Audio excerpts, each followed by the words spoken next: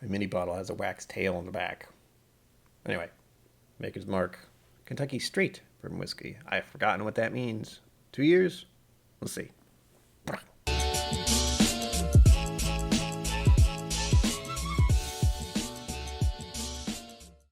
Welcome once again to KIllco. This is another mini review for day 3 of my whiskey advent calendar that I'm just kind of making up.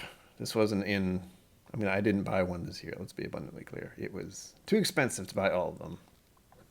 But I'm going to one that I am familiar with and one that I like because it's a higher percentage. This is actually 45%. And I actually remembered to say that early.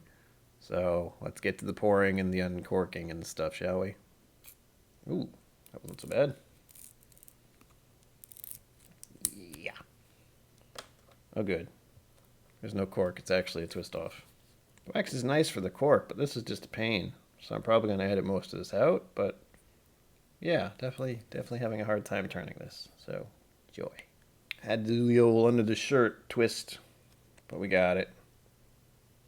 Pop. Oh, wait.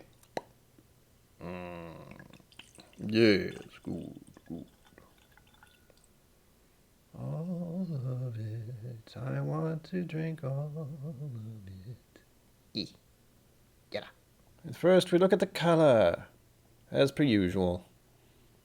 The funny thing is, it's always harder for me to do this, because while it looks great for the camera, I'm sure it looks real weird to me. This is another one that seems like a lighter color to me. It's almost amber, but not quite. It's not the dark color I prefer for most of my bourbons. It's got an orange tint, and it looks... I'm looking at it through a light, too, so that doesn't help. It looks fine. But usually I prefer dark color to my bourbons, and I also usually like higher proof. But as I've said, this is something I'm mildly familiar with. I haven't actually sipped on regular makers in probably well over a year. I've gotten a lot of their higher proof stuff. So this will be an experience, if nothing else. On to the nose. Yes, the nose. Ooh, cherries. I wasn't really expecting that. And it's sweet, and it's brown sugar, and it's got all the typical bourbon notes, which I enjoy. Making me salivate instantly, so that's a positive thing. I feel like I have to do this now. Just for a minute. Not even a minute. No one watches someone spinning a glass for a minute. Maybe someone does. We'll see. I'm not going to do it for a minute. Oh, yeah. This is nice. I just got that tinge of alcohol smell, I think.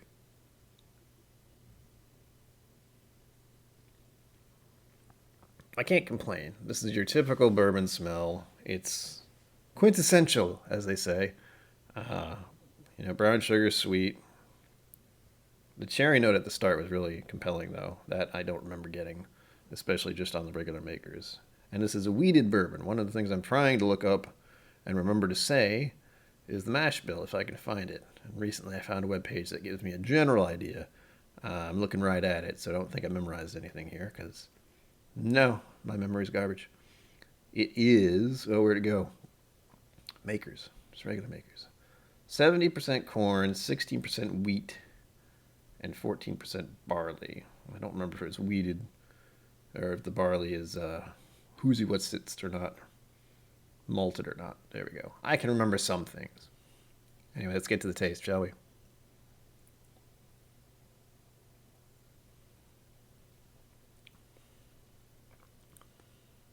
Yeah.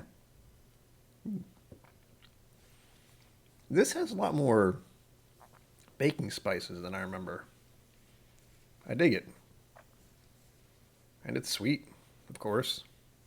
Funny thing is, the cherry smell is not so much on the taste. It's kind of there. It's slightly reminding me of like a maraschino cherry, but only slightly.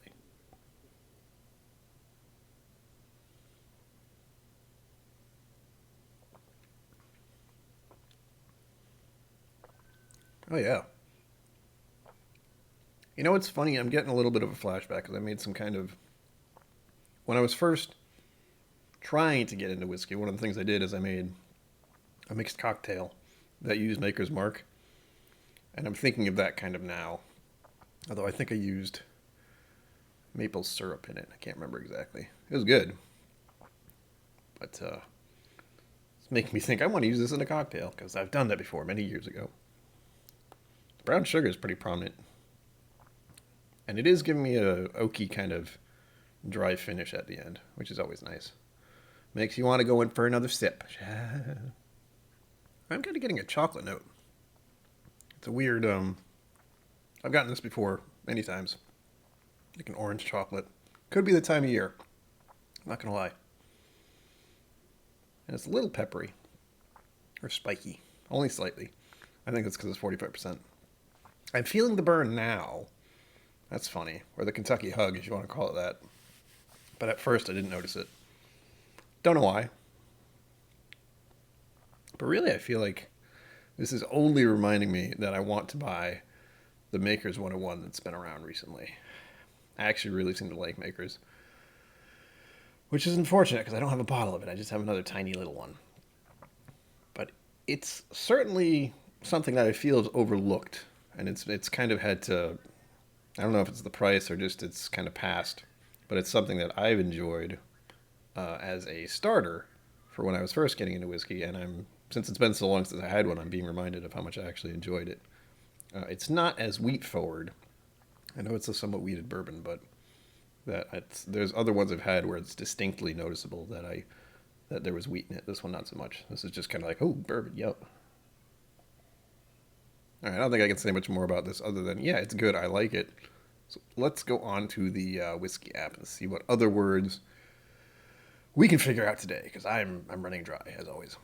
And once again, if you would like to go and check on these, just to make sure I'm not lying to you, or if you'd like to use this app to, help with your whiskey journey, and that's the reason I do this, to be honest, the link is down below here in the doobly-doo, as it's been called by these lovely gentlemen.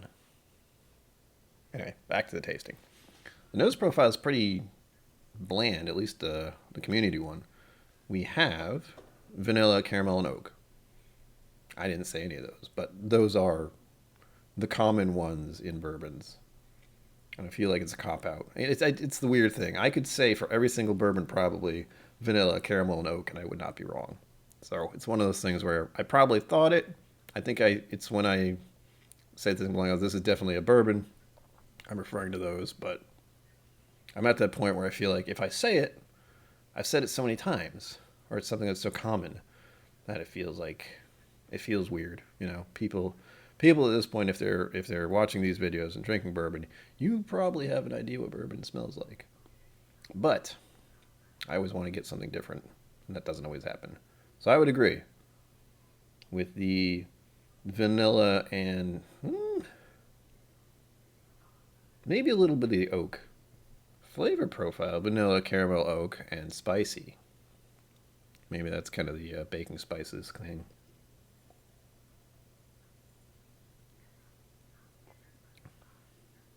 Which I would kind of agree on. Yeah, it's a little bit. Nothing crazy. But this is one I would definitely, and I've said this before too, I say a lot of things over and over again. As a bourbon, this is a good introductor to anyone who isn't used to sipping on straight whiskey kind of stuff. On to the finish. The finish is just as blah.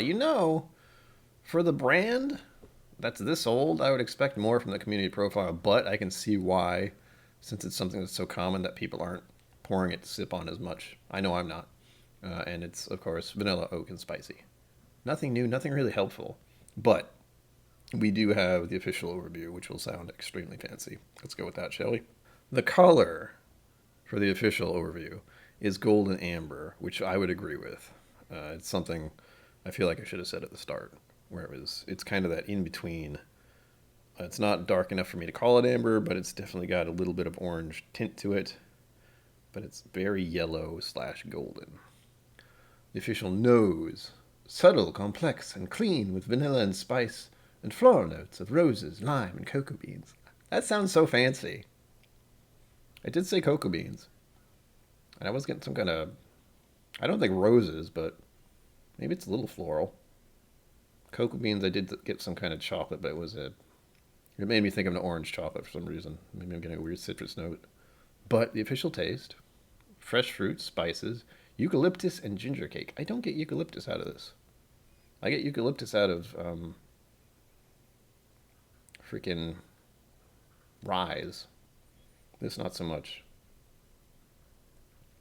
But now that they said it, I'm thinking about it. And there is almost a mint eucalyptus thing on the smell for me, but not on the taste. The official finish. Spicy with fresh oak and hints of smoke. What? And a final flash of peach cheesecake. I don't know where they get some of this stuff, and it certainly makes me go, I don't get a lot of notes out of anything. And they come out with this stuff where I'm just in disbelief. That's for the finish. The peach cheesecake finish. I don't know. Spices I can understand. Ginger cake is actually one that's on there for the taste, which I can agree with. But the finish? Maybe a little spicy? Little oak? There's no smoke for this at all to me. It's got to be peated or else it's not even there. But peach cheesecake, no. Sounds nice. It's not there for me. But let's just say I will probably have to get a bottle of Maker's Mark soon. It's probably going to be the 101. I'm not going to lie. I do and still enjoy higher proofs. But as far as coming back to something that I haven't had in a while, this is actually more enjoyable than I thought it was. And I'm actually probably going to start thinking about just having it around. It's got some competition. Wild Turkey 101 is still my favorite, but knowing there's a Maker's Mark 101 out there right now is thinking about it. Definitely want to buy it now. Anyway, till next time. Till tomorrow, I guess. Live long and prosper. Don't forget to be awesome. And I guess we'll just say happy holidays. Thank you for joining me on KIllco. Please remember to like and subscribe, and I'll see you next time.